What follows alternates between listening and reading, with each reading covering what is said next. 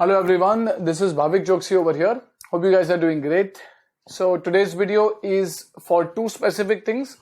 First, we are going to cover a summary on Ind AS 101. This is on first time adoption. This is a standard where a lot of students have seen do have a problem. And second is the mock test paper of November 2020, question number 4, which among other things has a good amount of adjustments pertaining to Ind AS 101.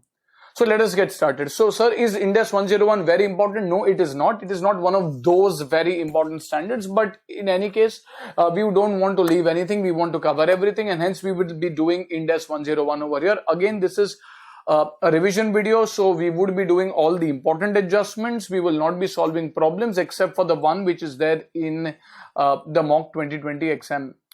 Okay, so let's get started.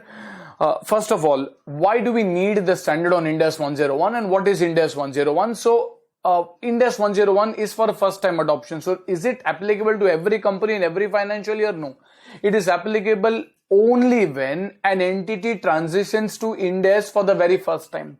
Now, why do we need this standard? Well, because prior to adopting Ind AS, whether mandatorily or voluntarily, an entity would be following something called as previous GAAP, previous generally accepted accounting practices, which usually in India are accounting standards. Now, you have cleared Inter-C or IPCC and you would have seen AS, and now if you are at this video, you would have definitely completed a large part of Ind AS's, and you would be quite clear of the fact that AS and Ind AS differ in many areas quite significantly.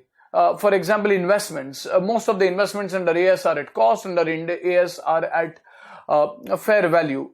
For example, classification of liabilities. For example, convertible instruments. You will have so many points. Government grants at concessional rates, where AS and Ind AS differ quite materially. The definition of control, let us say. There are so many places where AS and Ind AS differ, and hence, if you are moving from AS to Ind AS, for example, we are speaking about the year 1920. So when you move to Ind AS, let us say whether voluntarily or mandatorily to Ind AS in the year 1920, now overnight you are changing your accounting framework from AS to Ind AS, and let us say you had prepared the balance sheet of the last year on 31st March, that balance sheet is on AS. The next day, the next morning, boom, you have Ind AS and everything changes. Now someone tells you, okay, prepare the balance sheet on 1st of April. Well, can you just say that let us carry forward the balances on 31st March? No, you cannot, because those balances are AS balance sheets and balance sheet is prepared as on date, and hence these balance sheets have to be shown in line with Ind AS. So अपन बोलते ठीक है यार, हमने Ind AS पढ़ लिया, क्या बड़ा बात है? We will restate as per Ind AS. Now one of the features in Ind AS 8, which is on changes in accounting policies, is that Ind AS, if there's a change in accounting policy in Ind AS, if there's a change in accounting policy, it has to be applied retrospectively. That is, from the very first day, not from the first reported date, from the very first day. Let us say you had purchased a PP in 2000, then 20 years back, from 20 years back, you will have to apply Ind AS and then find the carrying value as on today. Now, this is going to be a very, very tedious and time-consuming process, and as a result, if you are required to retrospectively restate every item which is there in your balance sheet, and if you look at companies like Tata Motors, Maruti Suzuki, who have innumerable transactions, you would reach the next financial year. By the time you would still be finalizing the accounts, and hence there is the need for certain transitionary relief. Transition means when you're moving from AS to Ind AS, there is a lot of adjustments that are happening, and hence in order to facilitate the transition, there should be certain relief, and that is what Ind AS 101 does. It kind of heals your wounds a little. When you're moving to Ind AS, you get bruised badly by the Ind AS provision. It kind of facilitates your transition by giving certain relaxations. So what we are going to study in this lecture are the important relaxations that Ind AS has given. Before that, a few key terminology. When does Ind AS 101 apply? Does this apply every year? No. like Ind AS 103, for example, on business combination applies on the acquisition date only. So that's once only. In a similar way, Ind AS 101 applies only and only when the company transitions to Ind AS. And how do we figure out? Well, for the first time, when a company prepares Ind AS financial statements. So when the Ind AS prepares its first, when an entity prepares its first Ind AS financial statements, that is when Ind AS 101 will apply. So let us say entity prepares its, for whatever reasons, it crosses the net worth of 250 crores or whatever in the year 1920. And for the first time, entity complies with Ind AS in the year 1920. So the first Ind AS financial statements are 1920. But how do we figure out that these are first Ind AS financial statements? Well, the statements in which the entity gives what you call as an explicit, which means it has written clearly, and an unreserved, so there's no subject to. It is to be followed. Statement of compliance is when Ind AS 101 applies. So the natural thought would be, okay, by 1920 Ind AS, for the first time you're preparing financials as per Ind AS, so Ind AS 101 should technically apply from the year 1920. Well, it will apply in 1920, but it will apply from the transition date. What should be the transition date? Should it be at the beginning of the year or end of the year? We'll say beginning, तभी तो पूरे साल का accounts Ind AS पे बनेगा. But the problem is, in India, let us say, it is mandatory for us, if you are preparing the accounts for the year 1920, you also have to show a comparative at least for one year, and hence, along with that, you will also have 1819.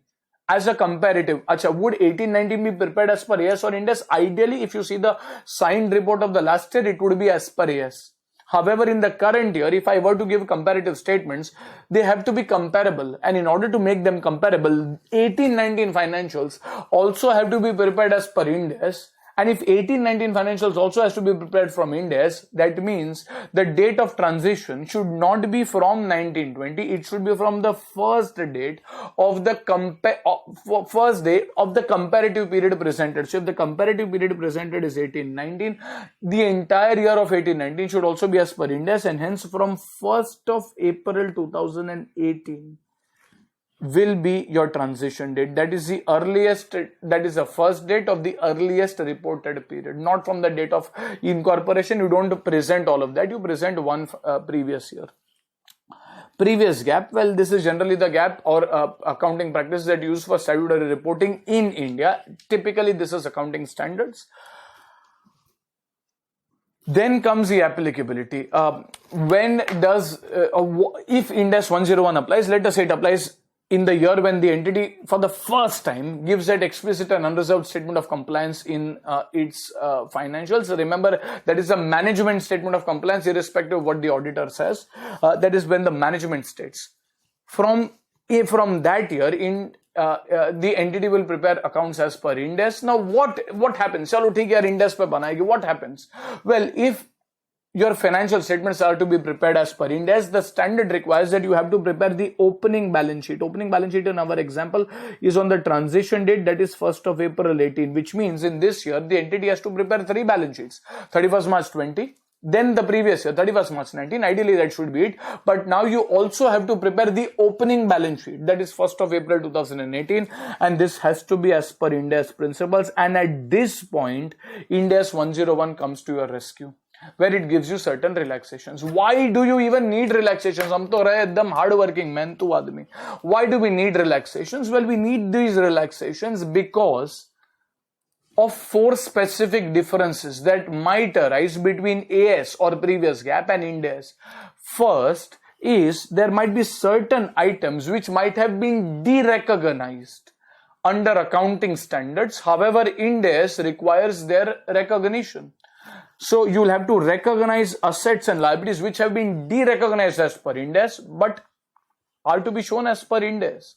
For example, if you have studied financial instruments in derecognition, you would be aware that under AS, what you would have been taught in your 11th, 12th and probably at CAFC, etc., would be that when bills are discounted, You pass the entry bank account debit, discount on bills account debit to bills receivable. That means you derecognize the bills. However, Ind AS believes that the risk and reward of the bills has not yet been transferred, and hence it should not be derecognized. Instead, it is like a loan transaction. So bills will appear, but there would be a loan under Ind AS. AS ये सब नहीं मानता. AS बोलता है भाई discount हो गया, अपने हाथ से बिल गया, derecognize it. Ind AS says no, the physical possession of the bill has gone, but that is for all practical purposes like a security given to the bank against a loan that the bank gives, and hence the transaction is like a loan and bill is like a security which is still the risk of bad debt is still on you, and as a result you will not derecognize bill under Ind AS, but they have already been derecognized under AS, so recognize them back. So you recognize all assets or liabilities whose recognition is required under Ind AS, but they have been derecognized under AS.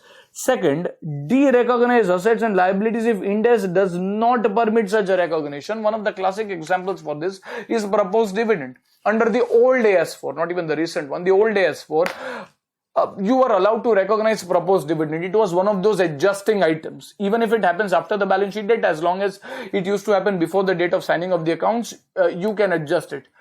Well, Ind AS does not give that as an exception to adjusting events. It says, well, you know what, it has been approved by the shareholders in the next year, and hence it has to be accounted in the next year. No one is telling you that you don't account it, but you account it in the next year. In the current year, merely give a disclosure. AS में तो ऐसा नहीं था.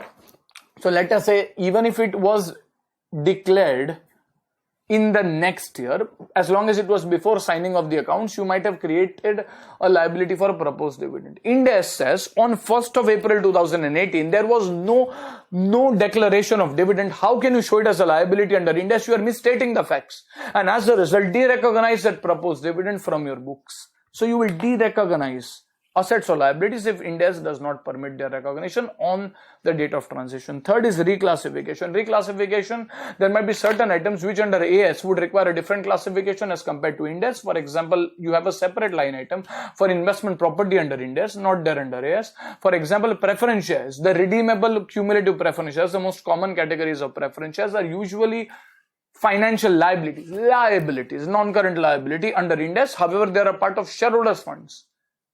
Equity under AS, well, you have to reclassify them. You can't, in your first opening balance sheet, show these preference shares as equity or shareholders funds. You will have to show them as liabilities. And the fourth and the most important one is apply the Ind AS measurement principles for all assets and liabilities. For example, most of the investments under AS would be at cost or market value, whichever is lower. Financial instruments tells you that almost every investment, some of them might be at amortized cost, but a vast majority of them would be at fair value. And as a result, the measurement base is different. Well, you remeasure it up, दिखा रहे हो balance sheet as on date. So as on date, you have to remeasure it as per Ind AS principles. If someone asks you that is the balance sheet on 1st of April 2018 as per AS or Ind AS, अपन बोलते हैं हाँ आधा AS आधा Ind AS ऐसा थोड़ी ना चलेगा. And hence you will have to show it as per Ind AS. So apply Ind AS measurement principles for all assets and liabilities. Well, fair value तो दिखाओ fair value पर. Now it might sound to be easy to you as a student. However, in practice, if you have ever audited a very big conglomerate or a company, this will require a massive amount of time and effort, which the institute is cognizant of, and hence the institute gives you relaxation. It says ideally, all the accounting policies need to be retrospectively applied. Does not matter what you are changing, FIFO, weighted average, what you are doing, it has to be retrospectively applied. However, if you are changing your policies because you're changing from previous GAAP to Ind AS, then the standard in certain cases allows you to adopt what is called as a deemed cost. What is the word deemed? It means a notional amount, cost. Ideally, the cost as per Ind AS might be something else.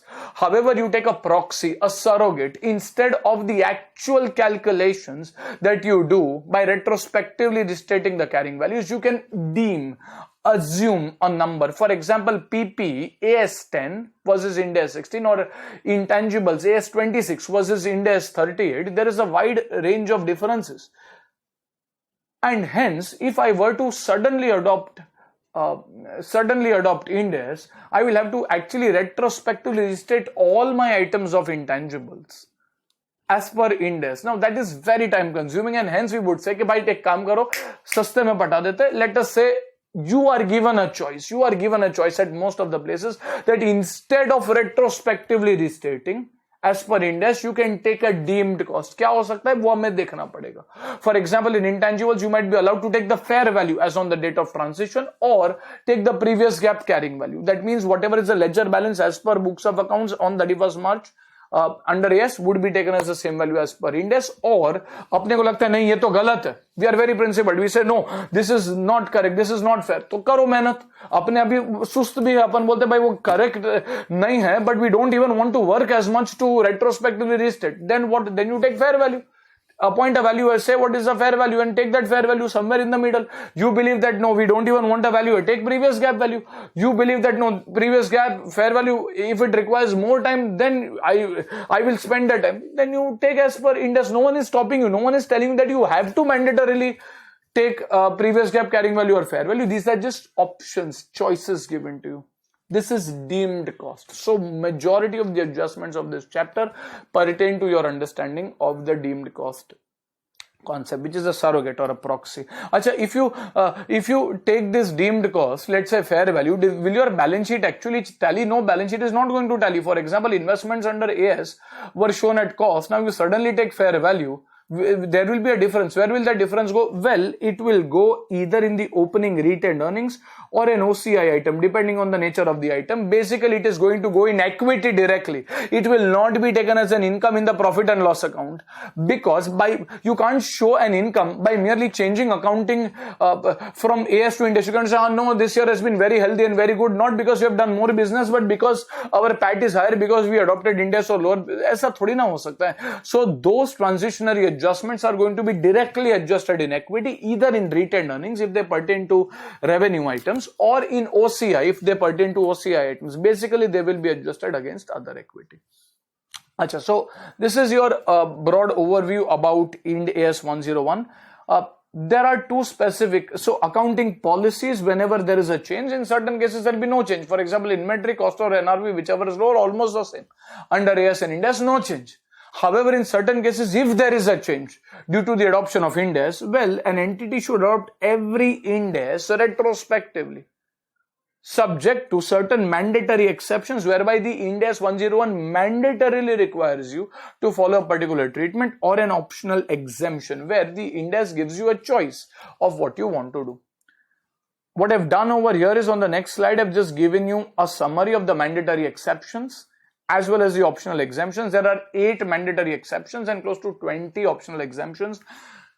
These are not really important from your exam perspective. Whatever are important, as per my understanding, I've kind of highlighted it in red and kept it bold. This is based on the types of questions that are there in your study mat, that have come into your past RTPs and MTPs.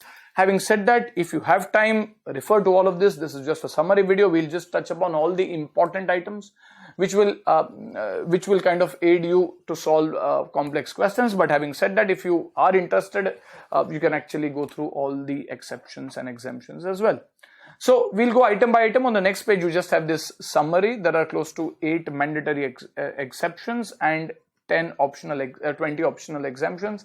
You are not going to be asked a theory question on outline what are mandatory and what are optional. So you will get adjustments and you will have to apply your understanding into those adjustments. So what have we done? We have kind of taken out the 10 most important, and probably we have tried to give you charts and stuff. Institute ka agar aap study mat dekho, there is a lot of theory, and that is why this this standard kind of is a little problematic for students, because the language, to be honest, is not very comforting for students, and hence what we've tried to do is, as much as possible, I've tried to kind of make summary charts for these items. Okay, so let's get started. Okay, first, an important transitionary items is on share-based payment, that is ESOP. This is pertaining to Ind AS 102. Why do you need a transitionary relief over here? Well, as per previous gap, you had a guidance note for which helped you in accounting for ESOPs, and under the guidance note, the ESOP value, if you remember your inter-CS syllabus, could have been calculated by either fair value or intrinsic value. In almost every sum that you have done in your inter-CS, agar aapko yaad hai, advanced accounts, paper 5, you have taken the difference between market price and exercise price, ऐसा final में आपने एक भी sum नहीं किया रहेगा where you have taken the difference between market price and exercise price, because in that was intrinsic value. Ind AS 102 mandatorily requires you to find the fair value of the options. Valuation is not something which is a part of our accounting syllabus, but valuation is actually done by something like a binomial model or Black-Scholes model that you have done in your derivatives. But you can't just take the current market price and exercise price and say that this is the value of the option. No, you can't even exercise the option immediately. How can you call it as the value of the option? Ind AS 102 does not allow that shortcut. It says you have to take the fair value while valuing options. Abhi अपन ने क्या किया? There were options. For example, let us assume our transition date is 1st April 18. Let us say the grant date. The grant date of options was 1st of April 16, and let us say the vesting period is 5 years. The vesting period is 5 years, which means on the transition date, that is 1st of April 2018, these options have not yet vested. 2 years have gone by, 16, 17, 17, 18, but they have not yet vested. 3 more years are remaining, and hence expense worth 3 more years is yet to go in your P&L account, and stock options outstanding or SBP reserve is to be created. Last 2 साल का अपन ने किसके ऊपर बनाया हुआ है? Based on intrinsic value.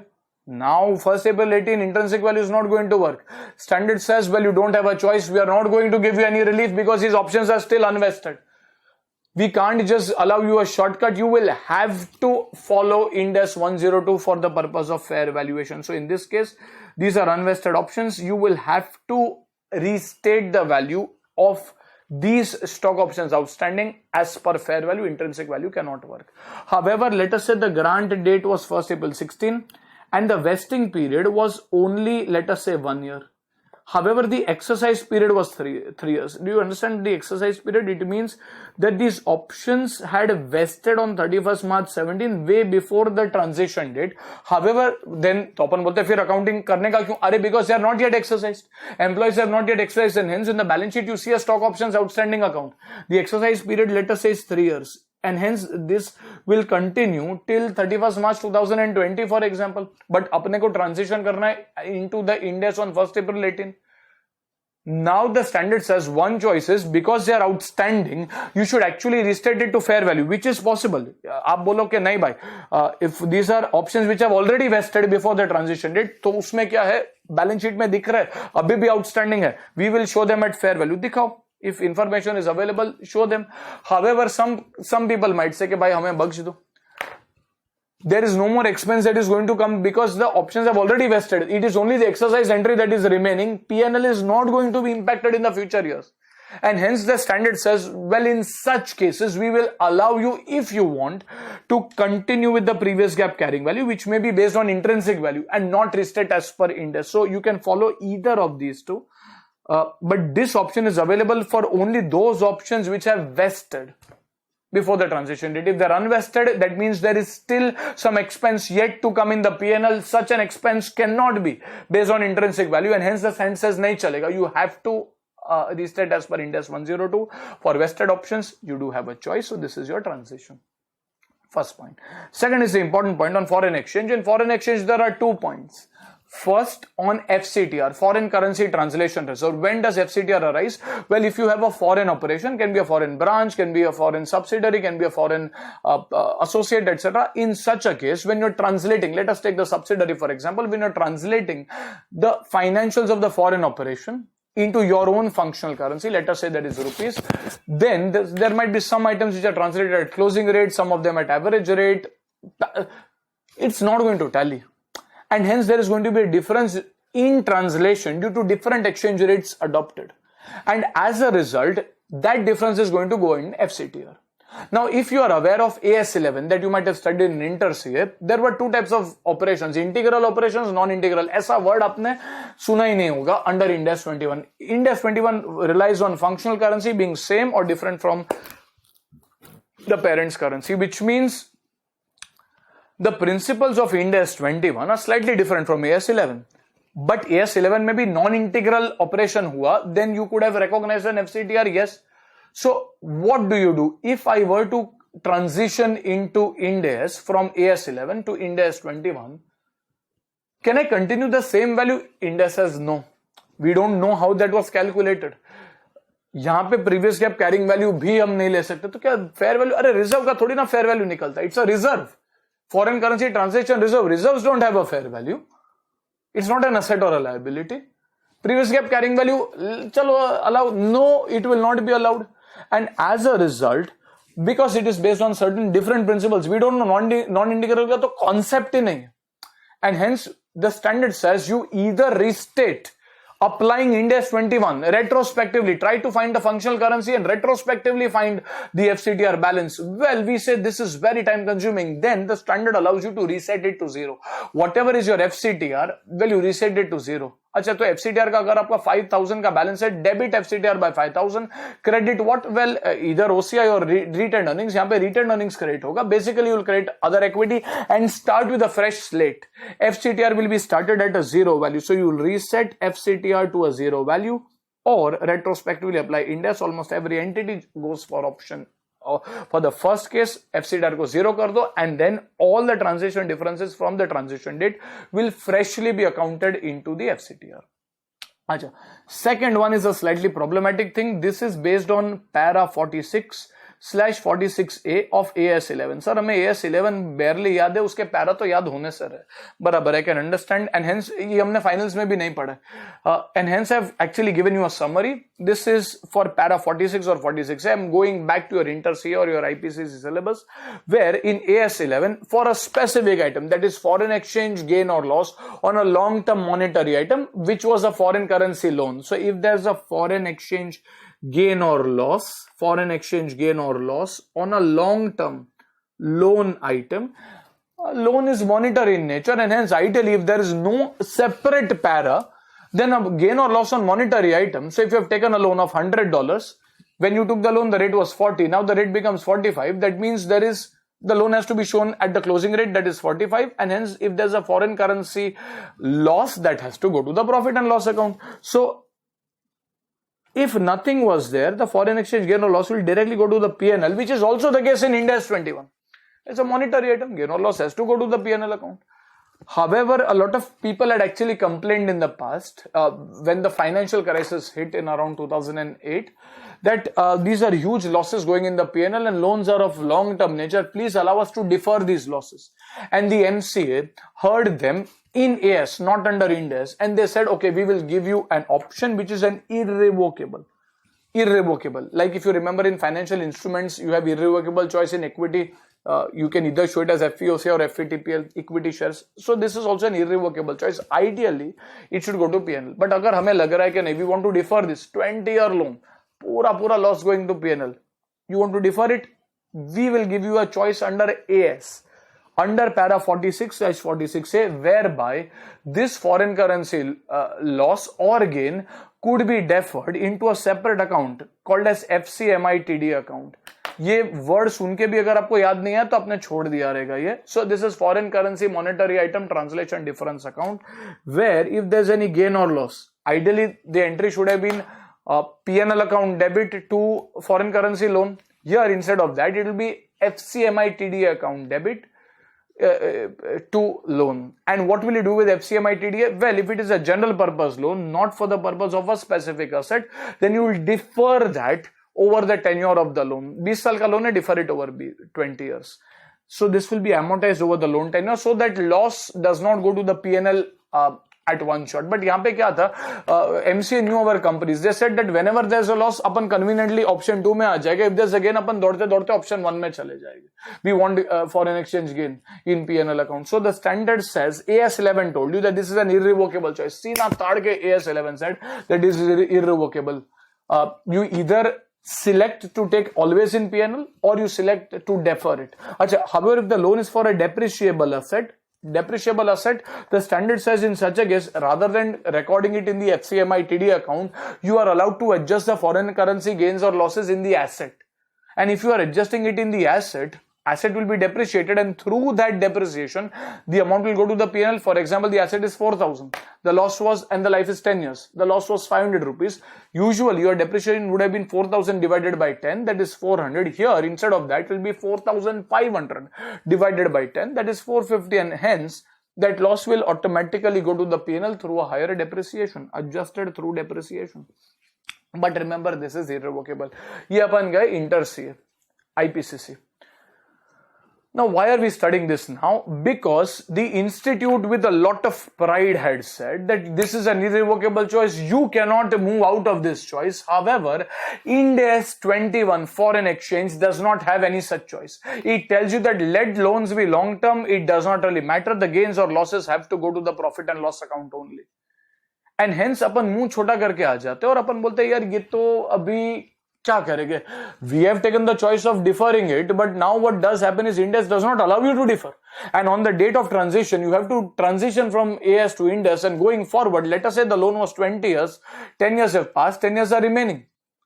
Ind AS will not allow you any such item, and hence this Ind AS 101 says that if an entity had selected option 2 is the option to defer, then on the date of transition, that entity will have a choice of either continuing to defer for the old loans or it can follow Ind AS 21. We give that choice. But abhi, an entity had actually selected option 1.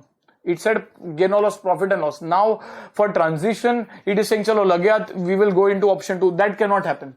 You should have selected the option to defer under previous gap. You should have selected this option. And now on the date of transition, such an option is not available. So Ind AS says for those loans where you have selected the option, we give you a choice. We cannot say Ind AS 21 is wrong. So we give you a choice to continue the previous gap accounting treatment or adopt Ind AS 21, in which case FCMI TDA will be removed. There will be no additional foreign exchange gain or loss in that account. Everything will go to P&L, or you continue that treatment but only for the existing loans. New loans if you take, you have to follow Ind AS 21 only. So this is the complex adjustment over here. So FCTR, as we said, you have a choice of resetting it to 0 value or retrospectively restating. Foreign currency monetary gain or loss on long-term loans, if they are existing loans where option 2 was taken, then you have the choice that you either continue the previous gap policy, don't change the ledger balance, even going forward continue that policy, or apply Ind AS 21, in which case you'll have to remove the FCMI TD account and in the future take the gain or loss to P&L. If there are new loans or loans where option 1 was earlier taken, then you don't have any choice. There is no relaxation given. You are earlier taking those gains or losses in P&L. You will in the future also continue to take those gains or losses in the P&L, and hence you will apply Ind AS 21 only. Applying Ind AS 21 means you will take the gains or losses to the profit and loss. Okay, fair. So this is on foreign exchange. Then you go to PPE, intangibles. We have over here for simplicity clubbed investment is in subsidiary, joint ventures and associate in the separate financial statements. Now these items have different interpretations under AS as well as under Ind AS. And as a result, ideally, if nothing was mentioned, you have to retrospectively follow the respective Ind AS and find the value on the transition date. But this being cumbersome and time consuming, an olives branch is extended and you have been given a deemed cost exemption, where you have been told that the deemed cost can either be taken as a previous gap carrying value. Most of the companies have taken this, but certain companies believe that that does not represent the financials as well. They don't even want to retrospectively restate, but they don't even want to show the previous gap carrying value, in which case you have been allowed to show the fair value. This is not treated as any change in accounting policy, or this is not to be done only if you are following revaluation model. It is an opening balance. You can take any of them. You can take the fair value as well as the starting point or the previous gap carrying value. This is not that you have selected the revaluation model or stuff. No, that is not the case. Achha. This almost same guidance also applies for investment property, but because investment property you are not allowed to show at fair value in the first place, the fair value option is not available. You can still have the previous gap carrying value for investment property. For investments in subsidiary, associates and joint ventures, you can also show them at cost as per Ind AS 27. If you are aware, there is a choice to show them at cost or to show them at fair value under Ind AS 109 principles. Basically, PP can either be taken as a previous gap carrying value, that is a WDV, or fair value as on the date of transition. If there is a holding company and a subsidiary company, let us say the holding company decides to take the previous gap carrying value amount, subsidiary in its separate books takes a fair value option, that is fine, but when you're consolidating, you will have to follow the same policy, that is the parent's policy has to be followed. Fair. So this is one of the most important items. Next comes compound financial instruments. There has been a question that has come in the past, November 2018, on compound financial instruments. There is also a question in the May 2020 RTP for compound financial instruments. The solution over there is slightly, it's a consistent solution in the study material as well as the May 20 RTP as well as in the institute suggested answers. So we stick to that. I'm not going into what should be, what should not be. We'll stick to that solution. And what happens in case of a compound financial instrument? If there's a convertible loan taken by the entity, in AS, the entry was bank account debit to convertible loan. Liability component, equity component, ऐसा अपन ने कभी कुछ नहीं पढ़ा. And hence the convertible loan will appear in your, or a convertible bond will appear as a liability in your balance sheet. Come 1st April 18, on the date of transition, if that convertible loan is still outstanding, then we can't just show it as a liability. We have to show it as the liability component and equity component. If the liability is not outstanding, तो फिर बात ही खत्म हो गया. Then you don't have to do anything. But if that liability is outstanding, you have to follow the split accounting. You will have to split the liability component and the equity component, and as per the ICI solutions, and I repeat, as per ICI solutions, you will have to take the liability component and the equity component. You will try to do this on the date when the instrument was issued. For example, the instrument was issued on 1st April 15, so you will have to find what is the liability component on 1st April 15 and the equity component on 1st April 15. And as per ICI solutions, that exact same split will be taken as on the transition date. So on the transition date, that is 1st April 18, तो जो आपने liability component determine किया as on 1st April 15, the date of issue, and the equity component, that those values you will take in your financials as on 1st April 18. That is what the institute has done consistently at all the three places, and hence I'm not kind of deviating from this, whether this is right or whether this is wrong. This is what you have to currently do in your exams. So over here, in case the liability component is outstanding on the transition date, Ind AS 101 requires an entity to split the existing convertible instrument into its liability and equity components. The split as per ICAI solution is done on the original value of the liability and equity components existing on the date of issue. This is the original value, that is 1st April 15 values. In case liability component is not outstanding, obviously no such split needs to be done. Next comes the important item of business combination. So in case of a business combination, what happens? अपन बोलते भाई business combination corresponding standard was, let us say, AS 14 amalgamation, consolidation, etc. Was there any difference? Well, an ocean of a difference between AS and Ind AS. For one, we are out of that 50% mandatory rule. Control is defined, among other things, as the power to direct the relevant activities, which may also exist at less than 50% stake.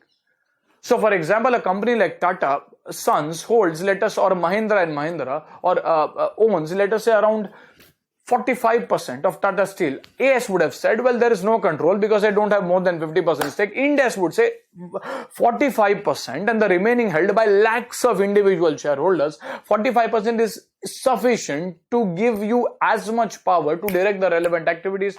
It is a subsidiary.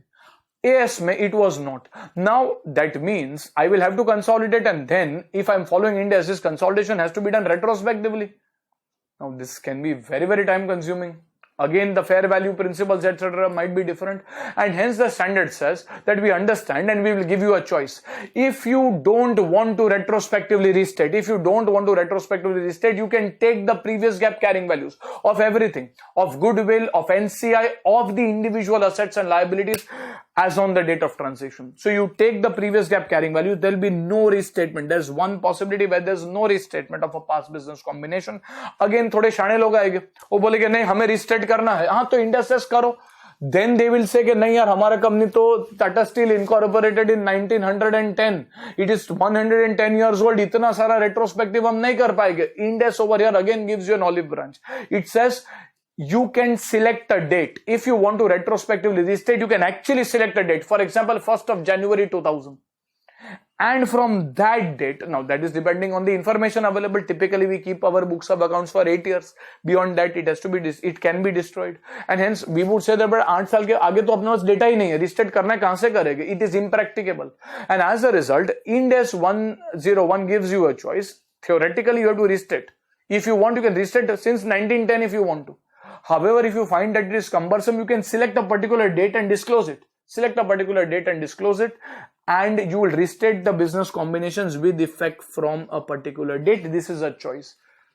अगर अपन रहे थोड़े सुस्त, जैसे if you had to restate, अपन तो नहीं बोलते, अपन बोलते हमको तो ये सब पढ़ना ही नहीं है. We will always take the previous gap carrying value, but there might be certain entities who want to kind of enhance their reports, financial reporting, and hence they might want to restate. So Ind AS का काम, it's a legal framework to give the framework. So you will restate the past business combinations with effect from a particular date, but now you cannot selectively. So we cannot say, हाँ यार हमने 2005 में Chorus का एक acquisition किया, which is not a very good acquisition. We don't want to restate that. But there might be some other acquisition which was very good. Well, no. If you decide a particular date, I will repeat, all business combinations and every item of that business combination can be goodwill, can be non-controlling interest number, can be the fair value of identifiable assets. All numbers of acquisitions after that date have to be restated. Acquisitions before that date will not be restated. So over here, in case choice is taken, all the acquisitions after the selected date need to be retrospectively restated. However, acquisitions prior to that date need not be restated. So this is about business combination. Now, the 0.6 kind of derives from 0.5. This is on non-controlling interest. If you remember in your inter CA, you might have studied minorities interest. Usko minorities बोल देते हैं.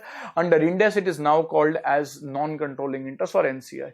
Now, minorities interest ideally cannot be negative. Minorities interest cannot be negative. Why? Because under AS, you did not show it as a part of shareholders funds. You showed it as a separate item. Under Ind AS, non-controlling interest is evidencing residual interest, and hence we show that as a part of equity. It is shown as a part of equity, and well, equity can have a negative balance. It can have like P&L debit balance, for example. Equity can have a negative balance.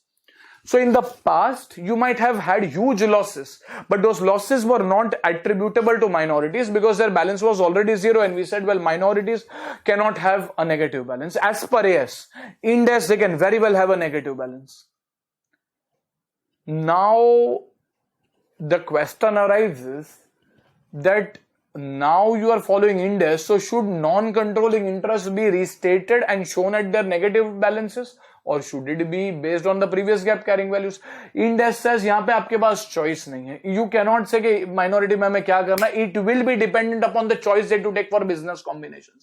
If you decide to retrospectively restate business combinations, you will have to restate the non-controlling interest. You cannot say हम business combination restate करेंगे, but NCI at previous gap carrying value. That will not work. If you are saying that we want to restate the past business combinations, NCI is a part of acquisition accounting, and hence NCI also needs to be restated. However, if you decide that you want to take the previous gap carrying values for all business combinations, NCI is one of the steps in your acquisition accounting. And if you decide to take the previous gap carrying values, minorities interest also has a previous gap carrying value. Let us say it might be zero. You cannot restate that. Kyun? Because हम business combination restate नहीं कर रहे. We cannot selectively restate parts of that business combination. You cannot do that. So either you restate the entire business combination, or you don't restate it. If you restate the combination with effect from a date, then if NCI arises on a transaction after that date, it has to be restated. You don't have a choice in that. However, if the choice is taken to not restate any business combination, the most easy choice, ये आराम करो. In which case you can't then say कि नहीं business combination तो restate नहीं करेंगे, but minorities का जो negative balance है, let us find that. No, you can't do that. You will have to take the previous gap carrying value for minorities interest only. So 0.6 derives its understanding from 0.5, whereby we say non-controlling interest. If you have taken the choice of not restating past business combinations, then NCI will be at the previous gap carrying value only. No restatement is permitted. And if you have taken a choice of restating past business combination, then NCI has to be restated retrospectively. Again, you don't have a choice in this. So NCI is one of those mandatory items. where restatement is to be done if business combination is restated, not done if it is not restated. That's point 6. Point 7 is investment in joint venture. Now, this is something that you might not have even done in your inter-CA. There was a standard called as AS27 on joint ventures, which told you that joint ventures under previous gap AS would be accounted by using proportionate consolidation. For example, you have 50% in a joint venture, then 50% of assets and liabilities would be consolidated. Ind AS does not permit proportionate consolidation in case of a joint venture. Instead, it requires you to follow the equity method of accounting, exactly the same method as that used for associates. So, you will have to show a single line item, investment in JV, let us say. You can't show proportionately the assets and liabilities of the JV. But previous gap में आपने दिखाया था. In previous gap, you had taken proportionately, like in subsidiary, you take over all assets and liabilities, 100% of that. Joint venture under old AS was proportionate consolidation. Now, you transition to Ind AS. And in Ind AS, you cannot show 50% of land, 50% of building. You cannot even show the full value because it is not a subsidiary, it's a joint venture. In which case, you will have to find the carrying value. You will have to find the carrying value of all the assets and liabilities attributable to the joint venture. Joint venture के जितने भी previous gap के carrying values है, so land, inventory, debtors, everything, liabilities, goodwill, you will try to find the carrying value of all items, and वो जो net होगा, let's say carrying value of all assets comes to 1000, carrying value of liabilities comes to 200, this is a 50% value. So 800 is the net carrying value of investment, and you will remove all of those proportionate assets and liabilities and instead show an investment. And at the same time, you will test that investment for impairment on whether these assets and liabilities are at the right value or not. You will test it for impairment. So under AS27, that is previous gap, JV was accounted using proportionate consolidation method, whereas under Ind AS 28, they have to be accounted using the equity method, which means a single line investment. Old standard, line by line, proportionate. So transition from proportionate consolidation to equity can be done as the initial investment on the transition date would be the aggregate carrying value of all assets and liabilities, including even the proportionate goodwill. So investment, you will try to find jitne bhi assets and liabilities are attributable to the JV. You will try to find that, and that will be the carrying value of your investment. And test the investment for impairment if there is any. Okay, so this is about investment in joint venture. Then you have government loans at below market rates. What do you mean by this? Well, government loans at below market rate, if you have studied Ind AS 20 and Ind AS 109 financial instruments, this is a very interesting case over there that let us say the market rate of interest is 10%. Government gives you a loan, we say loan hai, AS12, previous gap told loan hai, which means it is repayable. If it is repayable, it is not a grant. Finish. AS12, there is no grant.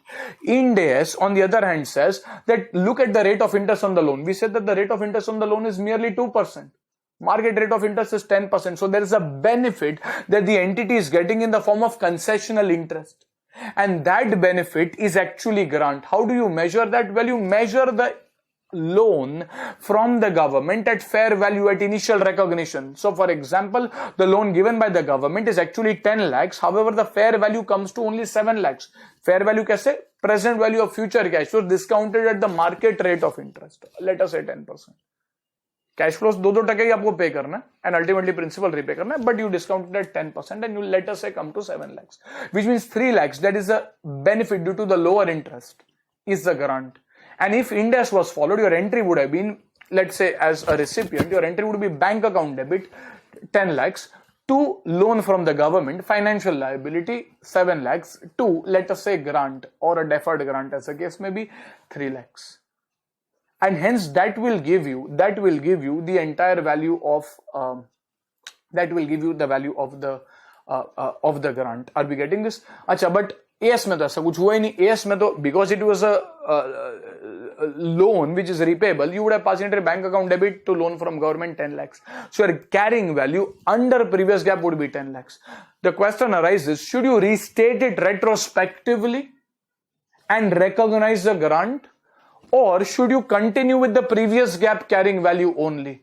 Well, Ind AS over here says that if you have enough information, if information is available and you want to utilize that information, then you are given a choice of retrospectively restating.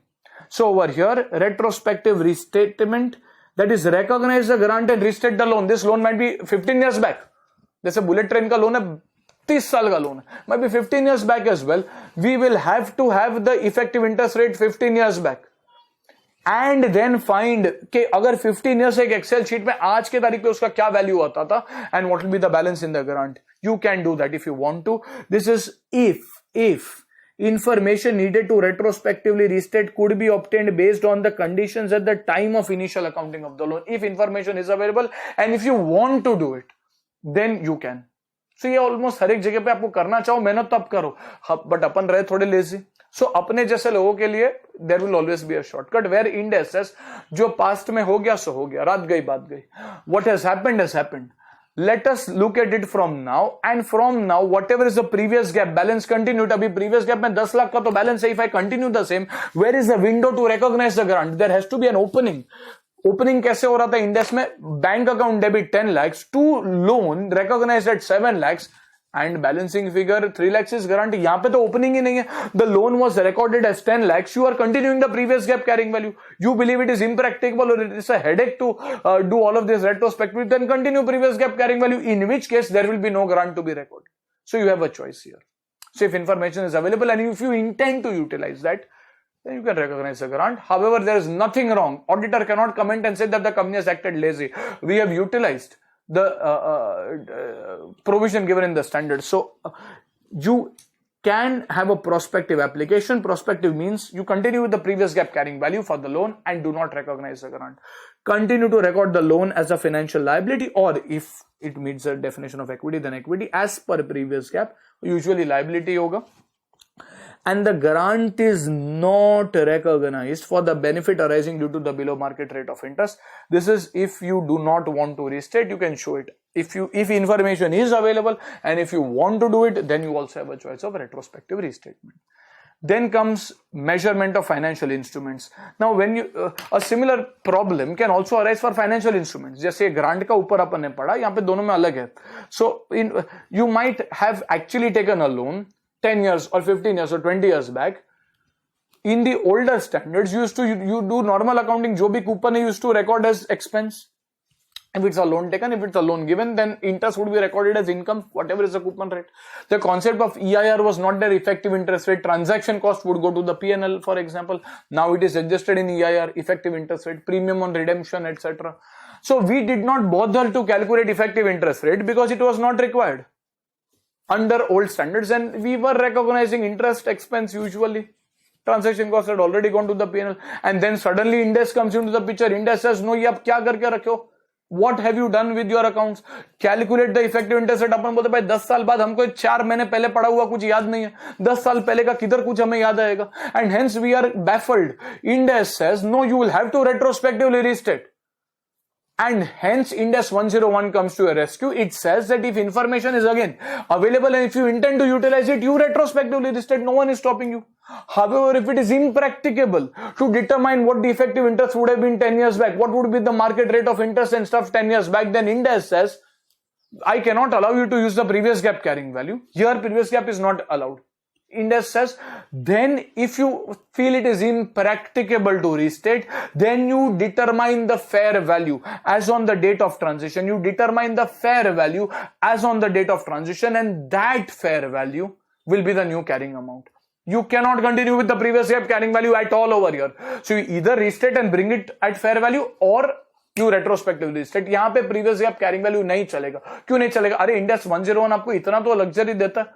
It believes that if not is a financial item, it is relatively easier to find a fair value, unlike a property, plant and equipment, जहाँ पे fair valuation is very difficult. A financial asset is relatively easier to fair value, and hence वहाँ पे आपको previous gap और fair value दिया था. यहाँ पे you can determine the fair value using some valuation technique, and hence they say you take the fair value if it is impracticable to retrospectively restate. So financial instruments, it can be financial assets or liabilities to whom effective interest method applies.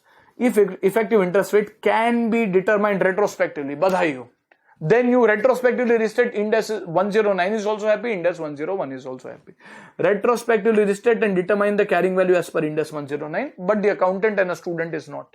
However, if you believe it is impracticable, अरे बहुत मेहनत, impracticability has been defined under Ind AS 8 to mean that it is difficulty in applying something that even if you desire to, you cannot apply because probably information is not available. You have destroyed the accounts 10 years back, or they've been seized, or there's a virus and the records have been destroyed. Whatever reason, it is impracticable to determine effective interest rate. Then the fair value on the date of transition will be taken as the new carrying value. Fair. यहाँ पे previous gap carrying value option is not available. And the last important transitionary point is on estimate.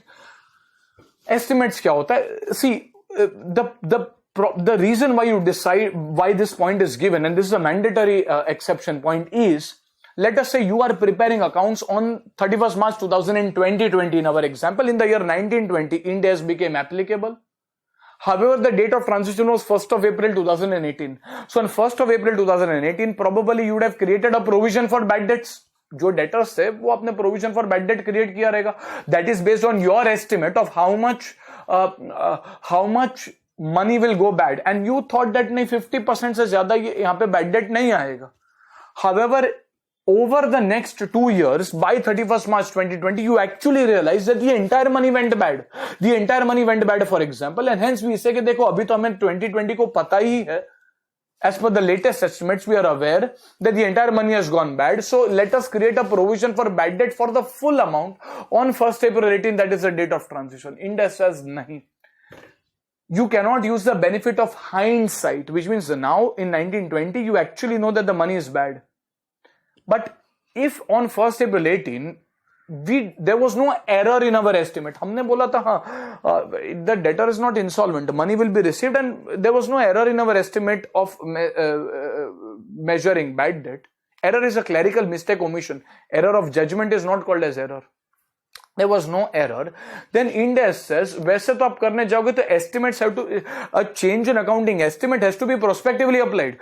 So if on 1st April 18, as per previous gap, you measured the provision for bad debt at 50% amount, let's say 10,000 amount at 5,000, and there was no objective error in that estimation. Subsequently, new information came to your knowledge, let us say in the year 1819 or 1920, whereby you realize that the actual loss amount is not 5,000, it is 10,000. Then that is an estimate change, and estimate change is always prospectively done, which means no one is saying that you don't recognize. On 1st April 18, you don't. You continue the same estimates as per previous gap. However, when there is an actual change in the year, let's say 1819 or 1920, when your estimates actually change, recognize the remaining 5,000 as a loss, but do not use that benefit of hindsight. So the standard says you will continue with the same estimates. You will continue with the same estimates as were used in previous gap unless you can prove that there was an error in those estimates. An error is not an error of judgment, it is an error of fact. आपने एक zero ज्यादा डाल दिया, कम डाल दिया, that is what you call as an error. Clerical in nature, mathematical in nature. Otherwise, you'll have to take the same estimates as what you have used in the previous gap. So over here, in case of estimates, were the estimates required by gap, previous gap? Let us say in our example of provision for bad debts, our answer is yes, they were required. You are required even under AS to find and create a provision for bad debts. Was there an evidence of error? Well, if there is an evidence of error, then you make estimates reflecting the condition at the relevant date. Then you again revise those estimates, but usually there would be no error. Then, is that estimate consistent with Ind AS? Well, yes. So Ind AS maybe आपको provision for bad debt करना है, then you use the previous estimates. But if it is not, then use the previous estimates and adjust to reflect any changes as required by Ind AS. So if Ind AS under expected credit loss model requires any other change, you do that. But if there's no specific requirement, you will have to use the previous estimates. As and when over the course of the next 2 years, as new information arises, you will take it to the P&L there, but you will not make this on the transition date, and 101 guides you with what is to be done on the transition date specifically.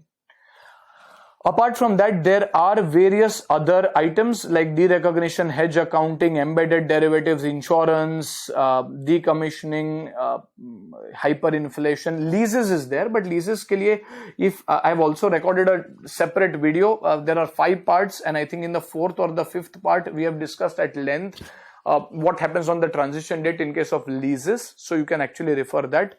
That part, lease ka jo bhi rahega wo important hai. Other than that, all of these are items which you can read through in your study material if you want to. But whatever are the important points जिसके ऊपर cases आ सकते हैं, full-fledged sums, we have tried to cover it. There are other points. I'm not at all saying that this is it, but from an exam perspective, if you are short in time, rather than leaving the standard, do this, and there's a high possibility that the questions that come will be from this 1 hour video that you have heard. Okay, so this should take care of Ind AS 101. We will want to solve the MTP question number 4 as well, which has some application of Ind AS 101. It's a recent question. It's a 20-mark question in the MTP. We'll do that in the second video. So that should be it. If you have liked the video, please do press the like button, share and subscribe. And thank you very much. I'll see you soon. Bye-bye.